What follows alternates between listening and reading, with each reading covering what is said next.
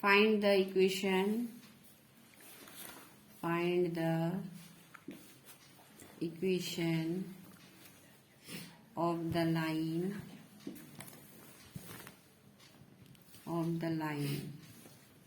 whose slope is -1 and y-intercept equal to 4.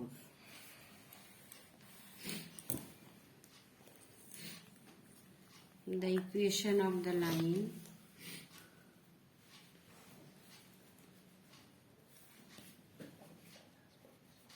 in slope-intercept form. Slope-intercept form. Y equal to mx plus c.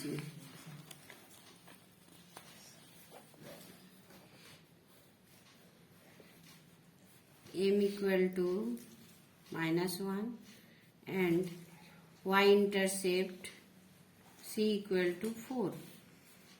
So y equal to -1x plus 4 equal to -x plus 4 implies that x plus y minus 4 equal to 0. This is the required equation.